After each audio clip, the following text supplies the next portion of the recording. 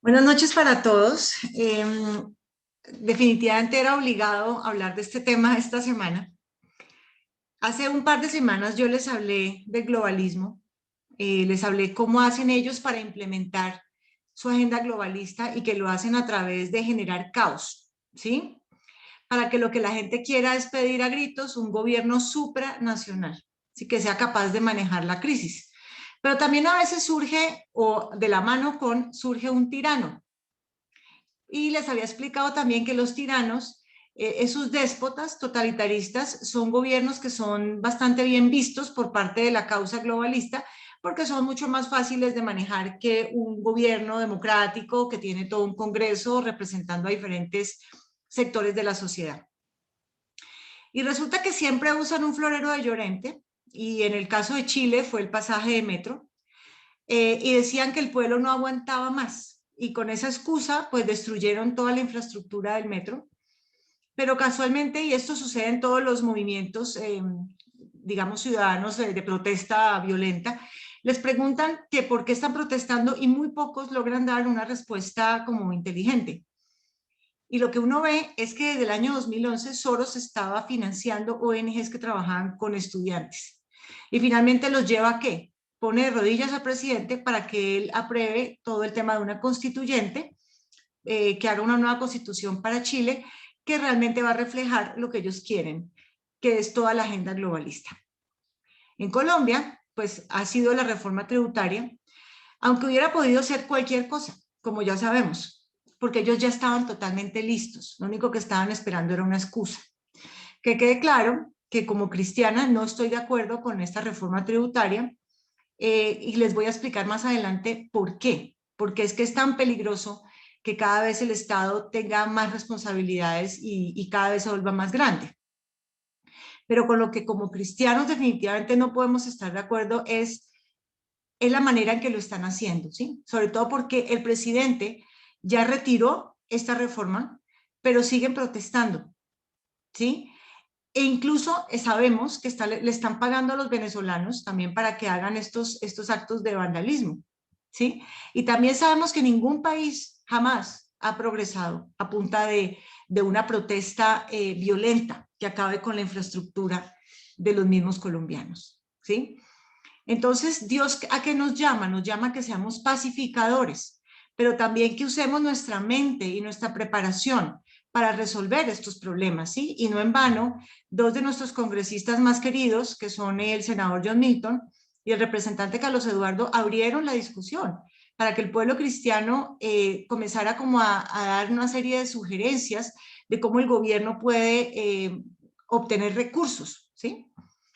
Y entonces uno también a la vez se pregunta y dice, una persona o un grupo de personas que atacan al pueblo, que no les importa sino cumplir con la agenda de un organizador, que no les importa exponer a jóvenes y familias al COVID, que no les importa terminar de quebrar empresarios, ni que mueran personas por falta de atención médica. Justamente hoy murió un bebé que venía de Chocontá y murió en la ambulancia. Y los mismos manifestantes atacaron la ambulancia y el bebé no pudo nacer bien, murió. Y tampoco les importa que personas queden sin transporte porque destruyen todo el Transmilenio o el mío en Cali y las personas tienen que terminar caminando hasta su casa. Tampoco les importa que Cali se quede, por ejemplo, sin agua, porque ya no tienen abastecimientos para el acueducto, estos químicos que le echan al agua. Y tampoco les importa que no llegue el oxígeno a las clínicas, o que se suban de una manera increíble el nivel de precios y que ya nadie pueda comprar las cosas. Todo ha subido muchísimo de precio, no sé si se han dado cuenta. Entonces uno dice, estas personas no aman al país, estas personas de ninguna manera las podemos apoyar. Esas personas se alimentan, los organizadores, que ya sabemos quién está realmente detrás de todo, que es la agenda globalista, se alimentan del descontento social que siempre existe, de esos jóvenes perdidos que tienen un espíritu de rebeldía, con toda forma de autoridad. Y finalmente terminan siendo como incendiados, o este espíritu es como alimentado por líderes de izquierda y por los medios de comunicación. Entonces, ¿por qué me tomo el trabajo de hablar de esto? Porque me parece muy preocupante que existan personas que dicen ser cristianas pero que estén a favor del paro. Por eso me tomo el trabajo de hacer esto. Entonces creo que tenemos que empezar por evangelizar al pueblo cristiano. Es lo primero que tenemos que hacer. Y como siempre, yo siempre creo que como remanente siempre hay algo que podemos hacer. Entonces es claro que con lo que nos estamos enfrentando es un tema espiritual, ¿sí? Porque no tenemos lucha contra carne, ni contra sangre y carne, sino contra principados, contra potestades, contra los gobernadores de las tinieblas de este mundo, contra huestes espirituales de maldad en las regiones celestes. Y lo sabemos porque sabemos que siempre inician todo esto con actos de brujería. Y también sabemos que la brujería viene de Venezuela, viene de Cuba, están haciendo sus rezos sobre Colombia. Y con eso empiezan todas sus manifestaciones, ¿sí? Pero también entonces a la vez vemos que el combustible de esto fuera de la brujería que ponen ahí y que lleva a los actos más violentos, también es que les dan drogas a los pelados. Y miren estas fotos son de jóvenes que yo creo que no superan los 18 años, ¿sí? Y yo me pregunto, ¿quiénes son los papás de estos jóvenes? ¿Por qué un muchacho llega a este nivel de rebeldía que es capaz incluso de incendiar a un policía? O sea, tiene que estar bajo el efecto indudablemente de las drogas. Pero también quiénes están detrás de querer incendiar el país y qué están buscando. Entonces aquí tenemos que pedirle mucho a Dios discernimiento para que podamos saber qué voces escuchar y qué voces no escuchar. Y aquí también voy a hablar de los medios de comunicación, ¿sí? Y también recordarles que, dado que esto es un problema espiritual, pues tenemos que usar las armas que Dios nos ha dado.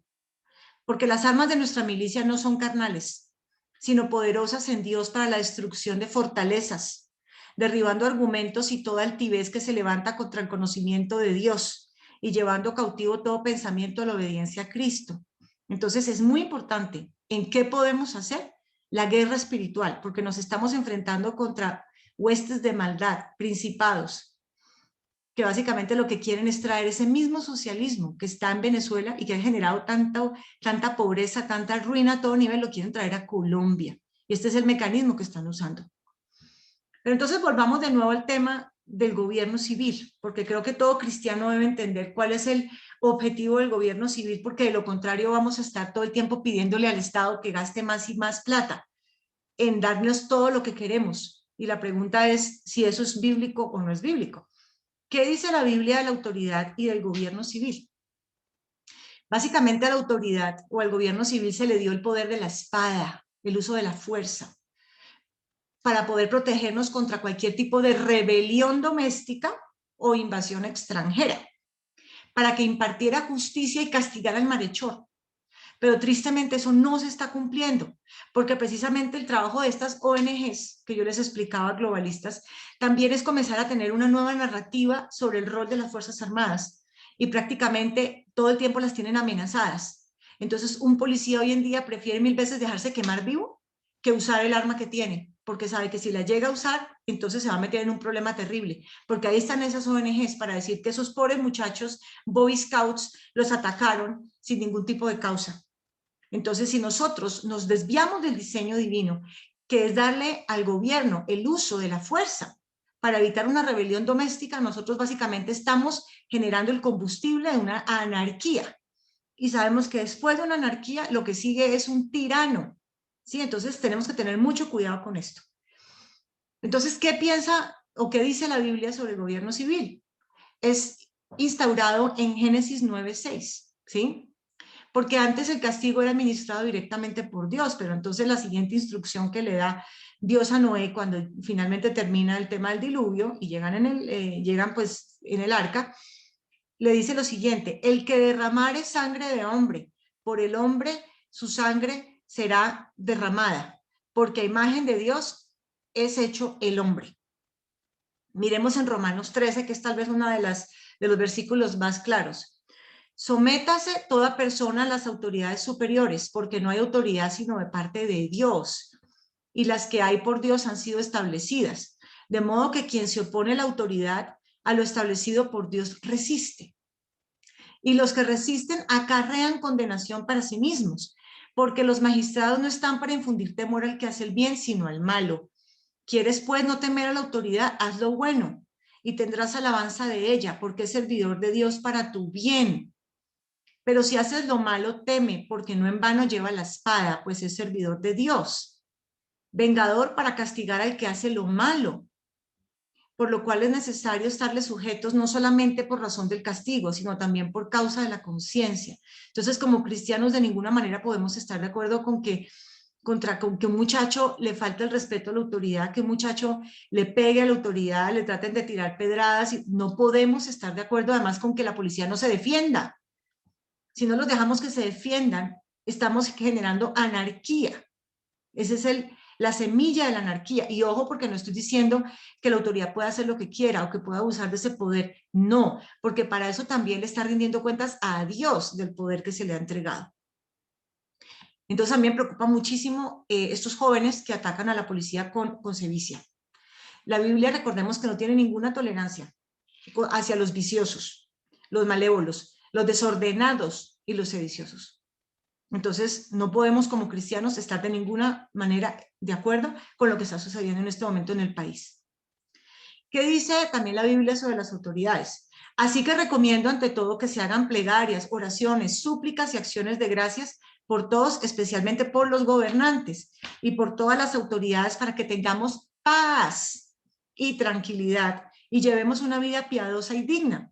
Entonces, a esto nos invita Primera de Timoteo. O sea, que si algo lo que tenemos que estar haciendo en este momento es ayuno y oración por las autoridades para que Dios les dé sabiduría ante esta crisis que estamos viviendo en el país.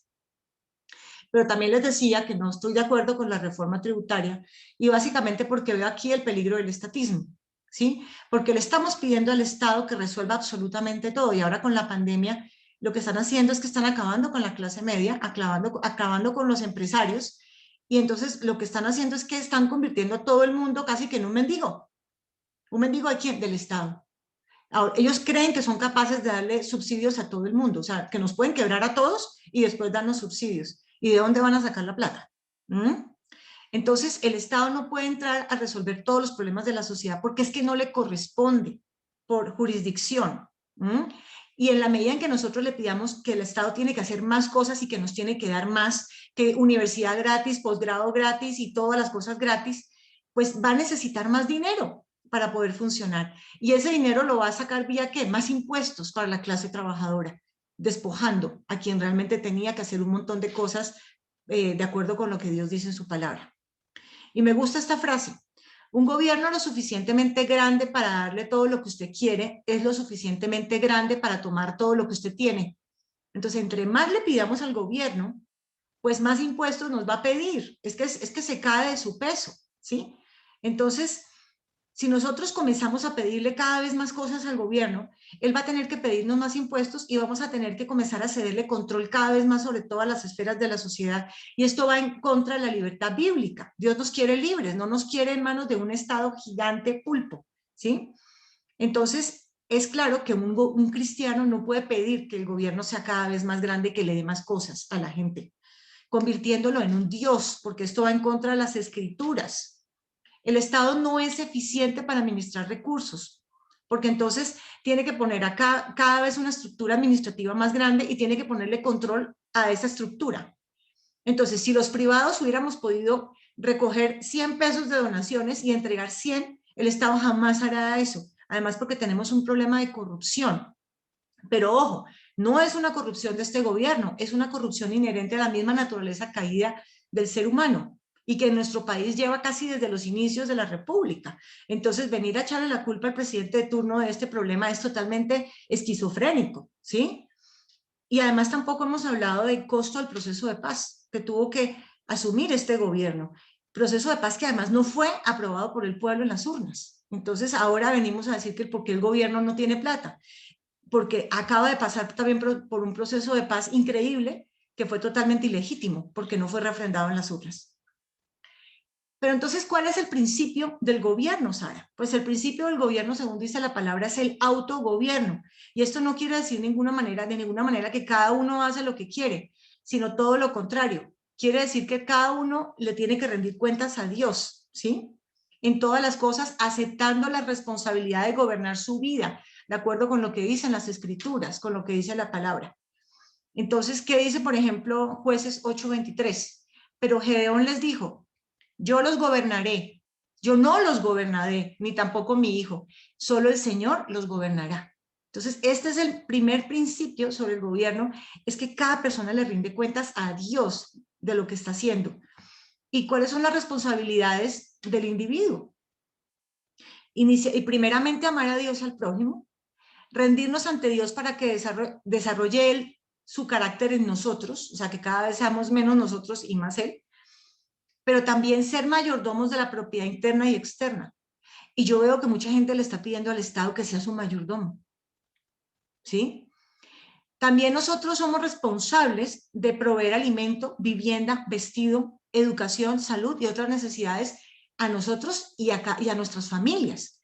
¿Por qué le estamos pidiendo al Estado que haga esto si en la Biblia no tenía por qué hacerlo? ¿Sí? En la Biblia era claro que el Estado está para administrar justicia, castigar el malhechor. No está para que nos dé vestido, vivienda, alimento, educación, salud. Estamos sacando totalmente la jurisdicción que Dios le puso.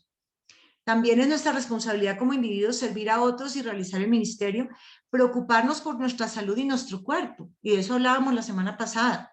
Pero también a la vez yo veo, ¿y qué pasó con el COVID? ¿Acaso no estamos en el punto más terrible de la pandemia? ¿Y por qué estas personas pueden hacer esas manifestaciones gigantes sin ningún tipo de protección? Porque es que además no existe la posibilidad de que eso suceda. También nosotros tenemos que proveer y cuidar de nuestra familia. Entonces, parte de los problemas de por qué el Estado está tan grande es porque los padres de familia no se han hecho cargo de sus hijos. Y hay un montón de muchachos ahí regados que son huérfanos con padres vivos y ahí es donde tiene que venir el Estado a encargarse de ellos, a darles universidad, a darles el ICBF teniendo que conseguirles un hogar sustituto. ¿Por qué? Porque no hemos hecho nuestro trabajo como sociedad. Cada familia encargándose de los propios, ¿sí?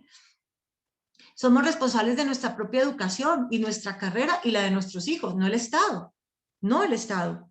Hacer negocios en un mercado libre y ser buenos mayordomos del gobierno civil como ciudadanos ejemplares. Entonces, primero empiezo yo siendo una ciudadana ejemplar y cumpliendo con mis deberes. Entonces, vemos aquí cómo en la medida en que cada persona ejerce su autogobierno, se hace menos necesario un gobierno o un gobierno grande. Pero en la medida en que las personas dejan de tener autogobierno, se comienza el gobierno civil a absorber más y más poder, ¿sí? Porque, ¿por qué? Porque las personas no son capaces de gobernarse a sí mismas. Entonces necesitan un ente que les diga lo que tienen que hacer y que sea como su papá. Entonces, esa es la razón por la cual todo cristiano que conozca la cosmovisión bíblica del gobierno civil no puede estar de acuerdo en que el gobierno cada vez sea más grande y que cada vez nos pida más impuestos porque cada vez queremos que pague más cosas. No podemos pedirle al gobierno que cada vez pague más cosas porque es antibíblico. Entonces recordemos cómo funciona el diseño de Dios. Dios tiene diferentes jurisdicciones y autoridades, pero todas le rinden cuentas a Él. Ese es el diseño de Dios. Cada individuo le rinde cuentas a Dios y ya sabemos qué es el autogobierno. Pero también están las familias que se encargan de proveer alimento, educación, vivienda, vestido y cuidado a los hijos, ¿sí? Y está la iglesia.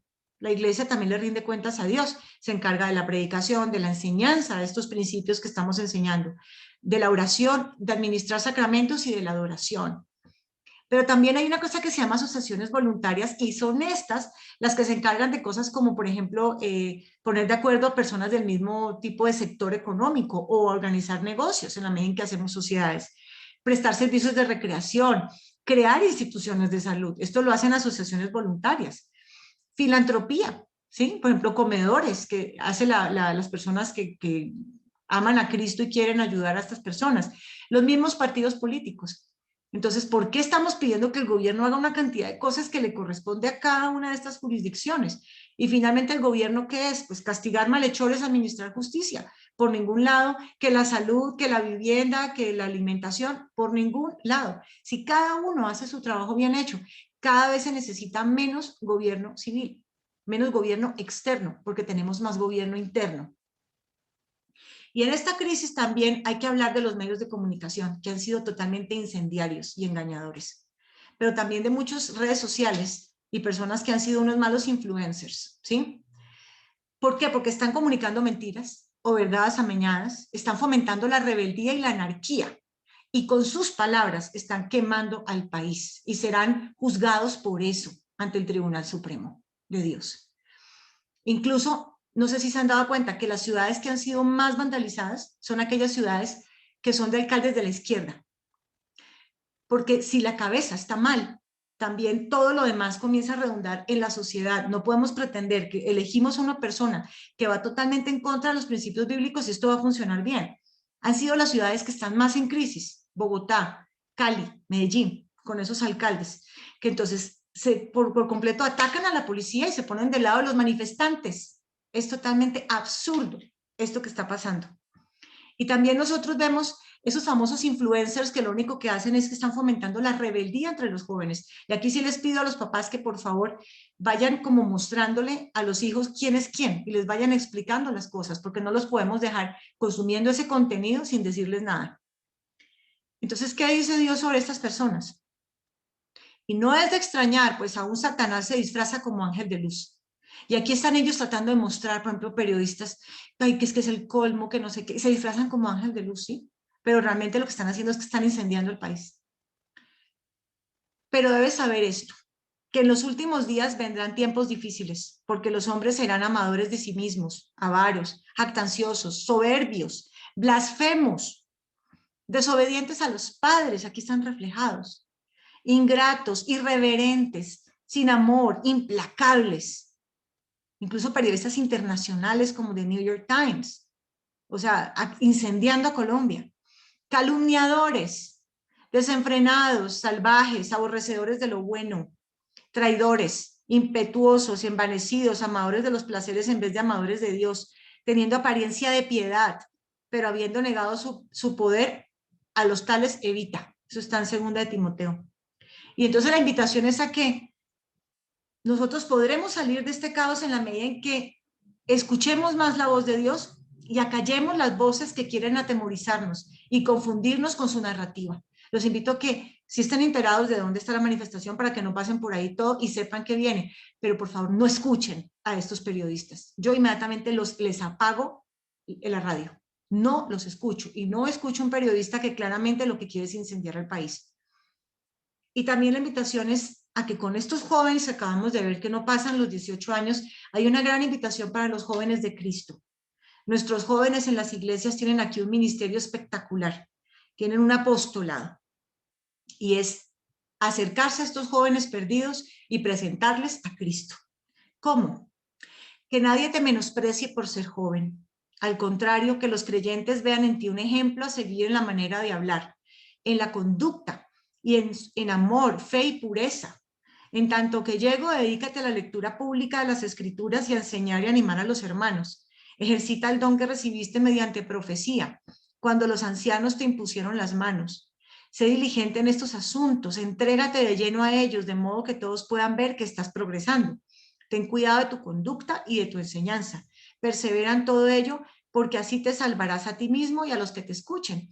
Entonces, qué lindo que nuestros jóvenes de menos de 25 años o hasta los 30, lo que sea, que realmente son a quienes van a escuchar estos chicos de menos de 18, ustedes los ven como referentes.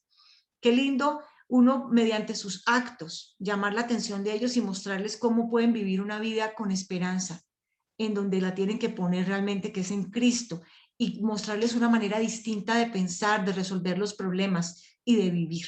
Pero ese es el testimonio que tenemos que dar, y sobre todo yo veo tanto aquí en este ministerio a nuestros jóvenes. También aquí vemos la importancia de que vengamos a un ministerio de reconciliación, porque esos jóvenes, yo no sé si tienen papás, pero con toda seguridad sí los tienen. Entonces dice acá en el día del Señor, dice, estoy por enviarles al profeta Elías antes de que llegue el día del Señor, día grande y terrible.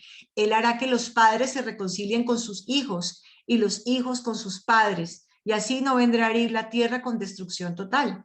Entonces es muy importante que le digamos a esas personas que ya se volvieron cristianas después de ya grandes y que dejaron de pronto a esos muchachos botados en su vida anterior, que es el momento de la reconciliación. Es el momento de que nosotros también asumamos la responsabilidad por nuestros hijos. Sara, ¿y qué podemos hacer? Pues ya sabemos las instrucciones clarísimas que nos da Dios en 2 de Crónicas 7:14. Si mi pueblo, que lleva mi nombre, se humilla y ora y me busca y abandona su mala conducta, yo lo escucharé desde el cielo, perdonaré su pecado y restauraré su tierra. Entonces, es muy importante que comencemos todo un movimiento de arrepentimiento nacional por la nación, de nuestros pecados como iglesia, pero también de los pecados de la nación, que hay muchos pecados por los que tenemos que estar totalmente arrepentidos y humillados ante Dios. Y Él nos promete que si lo hacemos, Él va a sanar nuestra tierra. ¿Qué más puedo hacer? Aquí tenemos que meternos de cabeza en adoración, en declaraciones poderosas sobre la nación, oración en lenguas, los que hablan en lenguas, una guerra espiritual fuerte contra las fuerzas que vienen, de esas influencias que vienen tanto globalistas como de Venezuela. Ahora les voy a mostrar una palabra que el Señor nos regaló anoche a mi esposo, a mí, que estábamos orando muy intensivamente, y nos dio Isaías 37:33, una palabra espectacular. Pedirle al Señor que barra esta nación con su gloria y que quite los velos y que estremezca lo que tenga que estremecer, porque sí somos conscientes de que hay muchas cosas que tienen que cambiar, pero espiritualmente hablando, primero que todo. Entonces ya les hablaba de la importancia del arrepentimiento y el avivamiento, y qué importante es un avivamiento, sobre todo dirigido a los jóvenes. Los jóvenes son como esa gran, y no es un cliché, es la esperanza de este avivamiento, son los jóvenes, con gran revelación y manifestación del Espíritu Santo mediante milagros y prodigios, y ya lo hemos hablado. Esto sí que a la gente la deja totalmente encantada con Dios, o sea, y Dios está dispuesto a hacer de todo para que las personas realmente eh, entiendan el mensaje de salvación. Y esto nos va a llevar a ¿qué? A la transformación de la nación, tanto en el campo como en la ciudad. Necesitamos también la unión de la iglesia, despertar al remanente, que creo que se está despertando cada vez más rápido. Y también que obtengamos líderes justos, personas que puedan ocupar diferentes posiciones en todas las esferas de la sociedad, pero también que le pidamos a Dios que nos revele estrategias para solucionar el problema de la pobreza, porque este es el germen que tenemos en este país. También los invito a que por favor ayunemos, porque es el ayuno el que rompe la brujería. Y todo esto está soportado por brujería, como ya ustedes lo pueden investigar sin problema. También les pido, como yo alguna vez les hablé en una charla, que salgamos al territorio, que comencemos a ir a orar por las personas, a ungir las estaciones de Transmilenio, los CAI. Por favor, vayamos a tomarnos el territorio para Cristo. Pero también les pido que nos esforcemos por encontrar la verdad, ¿sí? Que no repitamos como loritos lo que oímos. Es que yo no estoy de acuerdo con la reforma, no sé qué. Sí, pero ya la investigaste y exactamente por qué no estás de acuerdo. Y aquí creo que nuestros congresistas están, sobre todo, pues obviamente Carlos Eduardo y John Milton, están muy deseosos de explicarnos qué es lo que está detrás de cada una de estas reformas, para que podamos tener como un discernimiento adecuado, basado en una investigación, ¿sí? No repetir, es que es malo, pero ¿por qué? Dime por qué, ¿sí? También los invito a que fortalezcamos los ministerios de jóvenes y la presencia de la iglesia entre los necesitados, que sigamos con este proceso de evangelización del pueblo cristiano en cosmovisión bíblica, aplicada, por ejemplo, al gobierno civil, pero en todas las otras esferas también. Y que cada uno de los que está aquí, que es individuo, familia, iglesia, asociaciones civiles, cada uno se encargue de lo que le corresponde, porque la medida en que nosotros somos responsables con lo que Dios nos ha entregado, hay cada vez menos necesidad de que el Estado ocupe esos espacios, ¿sí? También les suplico que le enseñen a sus hijos sobre política, que les enseñen la historia de Colombia, porque de esa manera, cuando ellos sean universitarios, no va a llegar cualquier persona a meterle una cantidad de ideas y ellos no van a tener ningún tipo de discernimiento. Entonces, por favor, fórmenle a sus hijos el discernimiento y el conocimiento de la verdad desde chiquitos. Acá está esta palabra que el Señor nos regaló anoche a mi esposo y a mí, Isaías 37:33, sobre las declaraciones que tenemos que hacer sobre Colombia. Yo, el Señor, declaro esto acerca del rey de Asiria. El rey de Asiria es el globalismo, es el socialismo que quieren traer de Venezuela. No entrará en esta ciudad, o sea, en Colombia, ni lanzará contra ella una sola flecha. No se enfrentará a ella con escudos, ni construirá contra ella una rampa de asalto. Volverá por el mismo camino que vino. Entonces, por favor, me hacen el favor y declaran esto sobre Colombia, que esas fuerzas que vinieron a desestabilizar y que vienen desde Venezuela, pero también hacen parte de la agenda globalista, que retroceden. ponemos vallados, ponemos cercos de espinas, columnas de fuego en la frontera. Eso no entra a Colombia. En esta ciudad no entrará. Yo, el Señor, lo afirmo. Por mi causa y por consideración a David, mi siervo, en este caso nosotros, su remanente, defenderé esta ciudad y la salvaré. Esto fue lo que nos regaló ayer el Señor en oración. Y también nos regaló esto, el amor a los enemigos. Hicimos todo un ejercicio de orar por los enemigos de la patria y los enemigos del cristianismo. Fue una lista larga, pero básicamente el Señor nos manda que oremos por ellos, ¿sí? Para que seamos realmente como Dios, ¿sí? Entonces dice, ustedes han oído que se dijo, ama a tu prójimo y odia a tu enemigo, pero yo les digo, amen a sus enemigos y oren por quienes los persiguen, para que sean hijos de su Padre que está en el cielo. Él hace que salga el sol sobre malos y buenos, y que llueva sobre justos e injustos. Si ustedes aman solamente a quienes los aman, ¿qué recompensa recibirán? ¿Acaso no hacen eso hasta los recaudadores de impuestos? Y si saludan a sus hermanos solamente, ¿qué demás hacen ustedes? ¿Acaso no hacen esto hasta los gentiles? Por tanto, sean perfectos, así como su Padre Celestial es perfecto. Entonces vamos a orar por estas personas que le hacen daño a la patria.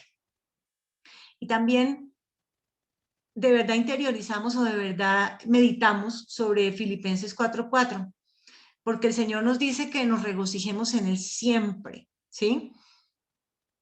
Que nosotros, que no estemos afanosos, sino que sean conocidas nuestras peticiones delante de Dios en toda oración y ruego con acción de gracias. O sea, que tenemos que agradecerle a Dios por lo que tenemos hoy en día. No nos enfoquemos tanto en las noticias y en el susto que tenemos por lo que está sucediendo y desabastecimiento y no sé qué. Y por favor no vean tantos videos de violencia. Yo creo que ya todos entendemos lo que está pasando y no es necesario que alimentemos el temor con eso. Y la paz de Dios, que sobrepasa todo entendimiento, guardará vuestros corazones y vuestros pensamientos en Cristo Jesús. Entonces, a eso los invitamos, a que pensemos realmente en lo que Dios tiene para Colombia, en los planes que Dios tiene. Pensemos en todo lo verdadero, todo lo honesto, todo lo justo, todo lo puro, todo lo amable, todo lo que es de buen nombre. Si hay virtud alguna, si algo digno de alabanza, en eso pensad. Entonces, porque Dios promete, si hacemos esto, Dios promete que nos va a dar paz. Y yo no creo que de los que me está escuchando ninguno no quiere sentir eso. Yo creo que todos estaríamos lo que fuera por sentir tranquilidad y paz. Pero Dios nos dice, debes sentirla, porque yo estoy aquí.